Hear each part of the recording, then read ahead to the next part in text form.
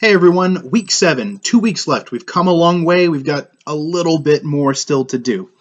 Okay, so now we've got a general idea of what we want to do for our research projects. Our idea has been solidified in the proposal, and we have gathered at least some sources together, and they've been fully outlined in the annotated bibliography. Excuse me. So now it's time to seriously begin writing the research essay. We've done all the pre-work. Now we've got 2 weeks to work on putting this 7 to 8 page thing together. So first and foremost, the thing that I would like to really sort of drive home here, it's best not to think of the final essay in terms of a 7 to 8 page paper. When thinking of a paper as being that large, sometimes it can seem a little bit intimidating. And that's even to somebody like me who's been doing this for a while, right? It's hard to take a topic and sit down and write 7 to 8 pages on it. Sometimes it feels like we don't need 2,000 words. So, pardon me. The way that I like to think about doing this kind of stuff instead is to break it down into smaller chunks.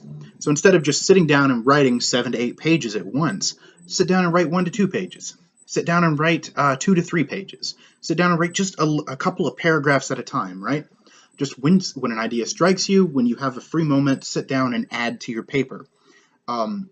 This will require you to begin working well in advance. You can't do, writing 1 to 2. You can't get by writing 1 to 2 pages if you are writing it all the night before.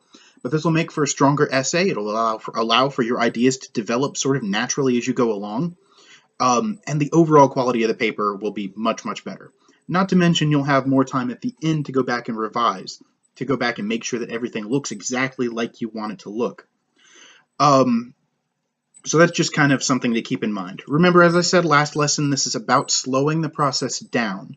We know how to write quickly, but writing quickly leads to mistakes. So right now we're going to slow things down. We're going to try to get some of the early steps in the process really drilled home so that they're second nature by the time we move on to other courses here at Ohio Dominican. Okay, so in this lesson, we've got, first of all, Unit 3, Lesson 10, Bring Detractors into your essay. So this is something a little bit more complex than maybe some of us are used to. Rather than just looking for sources that are going to support the point of view that we're arguing or going to support our central claim, look for something that diverges from your central claim, but that is also academically credible. What this helps you to do is to establish a conversation. Here's what this person says, here's what I'm saying, here's where our arguments overlap. This is useful, this is less than useful, here's what we can learn looking at these two separate arguments together.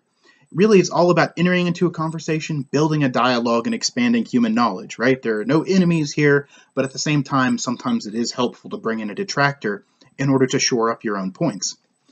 Lesson 11 is about expressing to whom your topic matters. So I mentioned a few weeks ago the so what question, the who cares question, right? That's what this is about. Who cares? So what? We're going to talk about how to answer that question right here. Lesson 12 is on grammar and style, and then Lesson 13 is on outlining your essay. And in this one, we're going to talk about how to break things down so that you can write it in chunks, so you can write it in those 1 to 2 page sections. And in doing that, really, as I said before, it's going to make your essay much stronger, and it's going to help to make the whole process a little bit less brutal than just sitting down and saying, okay, write 7 to 8 pages. Tacked on to the end of this, I provided some additional resources. We've got a pretty basic lesson that talks about an alphanumeric kind of outline. These are the types of outlines that I use. Section 1, point A, point B, point C, subpoint 1, 2, 3, 4, 5 kind of thing. I still use it because it's relatively easy to learn, it's easy to remember, and it's, it is fairly effective. And I can go back and change it at any point, and it doesn't really matter. We've got a sample traditional outline. We have an essay map for those of you that are more sort of visually inclined or visually adapted learners. We have one that's been taken out of our text, They Say, I Say. Everybody's got access to it, but you can put this up on a computer screen or a cell phone or tablet screen and read it and take a look at it when you've got a little bit of extra time. We also have a fill-in-the-blank template you can use to work on creating an outline for your essay. And then we've got a couple of videos attached at the very end that talk about basics for crafting an essay and sort of general ways that you can approach a long-form essay in general.